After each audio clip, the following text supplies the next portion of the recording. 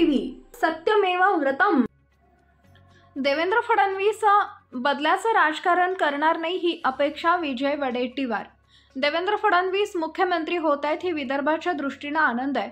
विदर्भाचा बॅकलॉग गेला 8 ते 8 वर्षात पूर्ण झाला नाही, आता अपेक्षा आहे। त्यांना आता कुबड्यांची गरज नाही, उलट ज्या कुबडे आहेत त्या फडणवीस यांच्यावर अवलंबून आहेत। आता त्यांना फ्री हँड काम करण्यासाठी कुणी थांबवू शकत नाही। महाराष्ट्राचे मुख्यमंत्री होत असताना विदर्भाचा लेकरू म्हणून विदर्भाकडे, विदर्भातला बॅकलॉग, बेरोजगारी, शेतकरी प्रश्न या सगळ्या पातळीवर विदर्भाला न्याय मिळेल अशी अपेक्षा आपण ठेवूया। आणि देवेंद्र फडणवीस कडून दुसरी अपेक्षा आहे, ते बदला घेण्याचं राजकारण करतात, ते आता करणार नाही, त्याची अपेक्षा त्यांच्याकडून ठेवायला हरकत नाही। कारण राजकारणात वैचारिक लढाई असावी, वैयक्तिक कोणी कोणाचीही वैरी नाही। त्यामुळे त्यांच्या संदर्भात महाराष्ट्रात जी काही भूमिका जनतेमध्ये होती ती पुसून निघेल आणि खऱ्या अर्थानं महाराष्ट्राचे मुख्यमंत्री म्हणून ते छाप पडतील अशी अपेक्षा आहे। पण शिंदे उपमुख्यमंत्री, 2.5 वर्ष मुख्यमंत्री असलेल्या व्यक्तीला, नेत्याला सत्ता मिळूनही सत्तेची सर्वोच्च खुर्ची मिळत नाही, त्यावेळी चेहरा पडलेला दिसेल। 2029 मध्ये हे दोन्ही चेहरे उपमुख्यमंत्री पदाचे, अजित पवार आणि एकनाथ शिंदे यांची उपयुक्तता आता संपल्यात जमा झालेली आहे। त्यांना सत्तेत मोदी आणि शाह यांच्यात आशीर्वादाने राहता येईल, अन्यथा ते काहीही करू शकणार नाहीत, ते विरोधही करणार नाहीत। सत्ता दिली तरी गुपचूप बसण्यास तयार आहे। 2 उपमुख्यमंत्री पूर्वीही होते, ते जर नाही होऊ शकले तर भाजपजवळ दुसरा पर्याय आहे। त्यामुळे आता मजबुरी आता आहेच। पक्ष सांभाळायचा असेल तर घ्यावा लागेल त्यांना। देवेंद्र फडणवीसांना घेतलंच होतं उपमुख्यमंत्रीपद, मुख्यमंत्री राहणाऱ्यांनी मंत्रिपदही घेतलंय। बंटी शेळके पटोले आरोप, बंटी शेळके यांचा आरोप मी ऐकला नाही, काय बोलले त्याची माहिती घेऊ आणि मला वाटलं तरी बंटी शेळकेचा उद्रेक का झाला, या संदर्भात ही भाषा ते का वापरत आहेत, या संदर्भात आम्ही हायकमांडच्या कानावर घालू। वस्तुस्थिती आणि त्याची कारणं शोधलं पाहिजे। एखादी व्यक्ती निवडणूक लढतो आणि कमी अंतरानं पडतो, त्यावेळेला काय ठेस लागते हे समजणं आवश्यक आहे। जय पराजय होत असतो, राजकारणात संयम महत्त्वाचा आहे। आपण 16 आहोत, 60 कसे होतील त्या दृष्टीनं काम करणं आवश्यक आहे। नाना पटोले नाराजी, तिकीट राहुल गांधी, खरगे आणि हायकमांडर देत असतात, राज्याच्या नेतृत्वाला तिकीट देण्याचा अधिकार नाही। बंटी शेळके युवक काँग्रेसचा लढवय्या नेता आहे, RSS मुख्यालय असलेल्या भागात लढतो। नाना पटोले हटाव अभियान, ते अभियान आणि त्यामध्ये आम्ही नाही, मी व्यक्तिशः कुठलीही मोहीम करून आता आहेत त्यामध्ये राबवण्याची आवश्यकता वाटत नाही। व्यक्ती आहेत, चुका होत असतात, त्यामुळे मी त्यातला भागीदार नाही। एवढा मोठा पराजय राज्यात होतोय, याची गांभीर्यानं कारणी-मीमांसा आणि मंथन होण्याची आवश्यकता आहे। केवळ बैठका घेऊन काही निष्पन्न होणार नाही, कारणं शोधली पाहिजेत। पक्ष नेते म्हणून तुमची कामगिरी, ते उपमुख्यमंत्री होते, आता ते मुख्यमंत्री होत आहेत। देवेंद्रजी मुख्यमंत्री होत आहेत हे विदर्भाच्या दृष्टीनं आनंद आहे।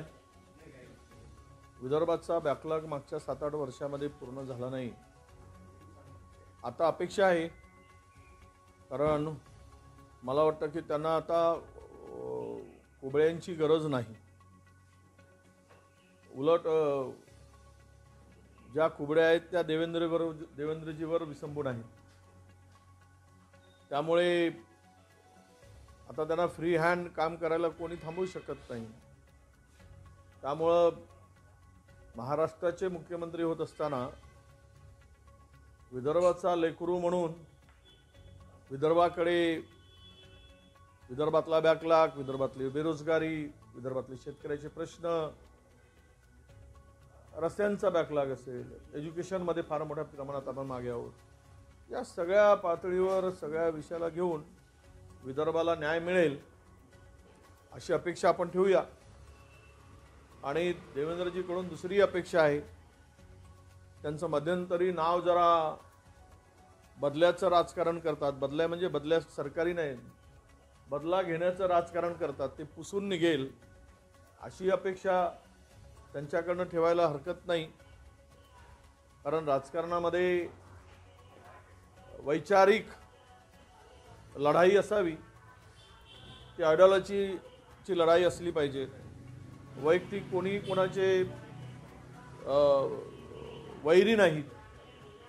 त्यामुळे त्यांच्या संदर्भात महाराष्ट्रामध्ये जी काही एक भूमिका जनतेमध्ये होती ती पुसून निघेल आणि खऱ्या अर्थानं महाराष्ट्राचे लोकप्रिय मुख्यमंत्री म्हणून ते छाप पाडतील अशी सध्या अपेक्षा ठेवायला हरकत नाही. कालच्या बैठकीमध्ये शिंदेचा चेहरा पडलेला दिसला, जे फोटो व्हायरल झाले त्यावरनं खूप सोशल मीडियावर मीम्स आले.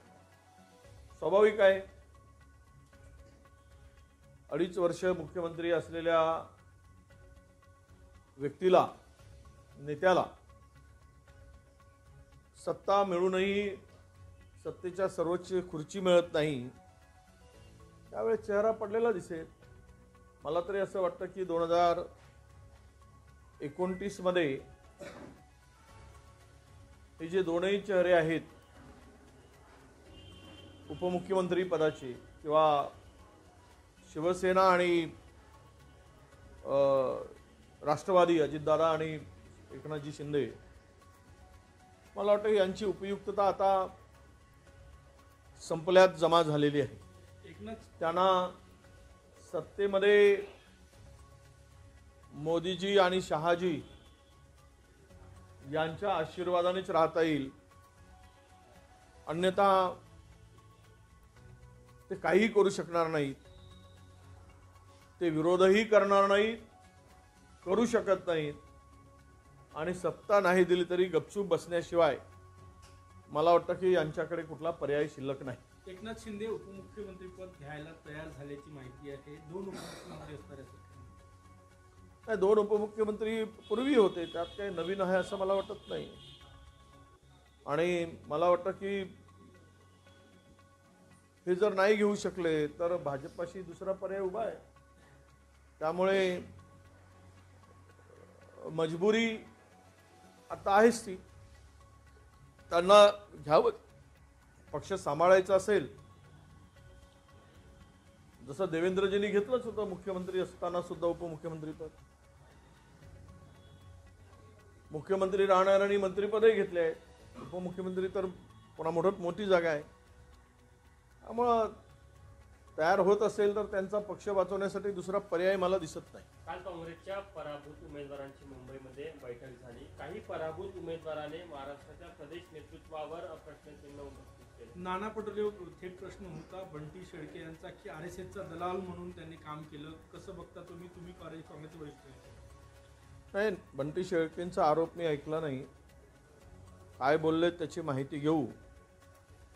आणि मला तरी वाटतं की बंटी शेळकेंचा उद्रेक हा का झाला या संदर्भातही ती ही भाषा ते का वापरत आहेत या संदर्भात आम्ही हायकमांडच्या कानावर घालू आणि या संदर्भातील वस्तुस्थिती किंवा त्याच्या उद्रेकाच्या मागची कारणं जे उद्वेगानं बोललेत त्याची कारणं नक्की शोधली पाहिजेत. एखादा व्यक्ती 2 वेळा विधानसभा निवडणुका लढतो आणि कमी अंतरांनी पडतो, त्यावेळेस त्याच्या भावना का दुखावल्या गेल्यात, त्याला कुठे ठेच लागली, आणि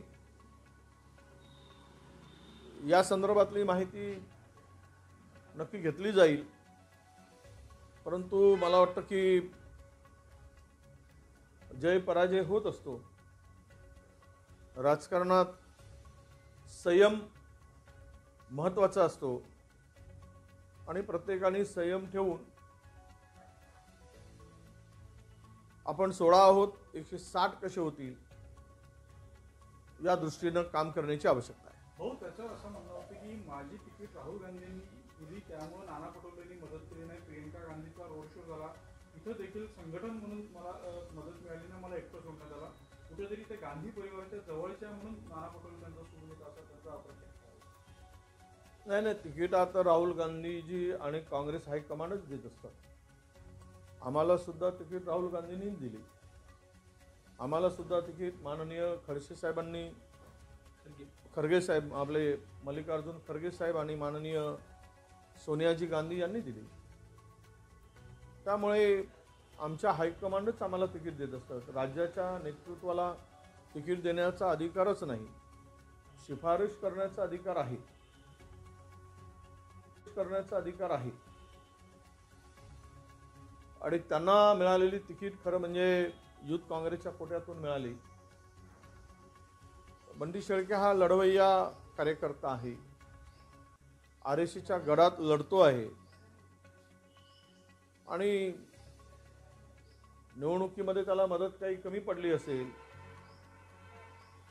त्यामुळे त्यांनी ती भाषा वापरली असावी, परंतु हे योग्य आहे असं मला वाटत नाही. नाना पटोले हटाव मोहीम सुरू झालेली आहे काँग्रेसमधनं, काय सांगा? नाही, आता तो निर्णय आम्ही त्या मोहिमेमध्ये नाही आहोत आणि मी व्यक्तिशः कुठली मोहीम करून आता आहे ते त्यामध्ये राबवण्याची आवश्यकता वाटत नाही मला. काही गोष्टी आहेत ते ठीक आहे, हायकमांडच्या कानावर चूक झाल्या, काही बरोबर आहेत, व्यक्ती आहेत, चुका होत असतात, त्यामुळे मी त्या मोहिमेचा भागीदार नाही. परंतु एक मात्र लक्षात आणून देतो की एवढा मोठा पराजय ज्या वेळेस राज्यामध्ये होतोय त्याची गांभीर्यानं कारण मीमांसा आणि मंथन होण्याची आवश्यकता आहे. केवळ बैठका घेऊन यातून निष्पन्न होईल असं नाही, तर याचं मंथन होणं, याची कारणं शोधणं हेही तेवढंच महत्त्वाचं आहे असं मला वाटतं. थँक्यू.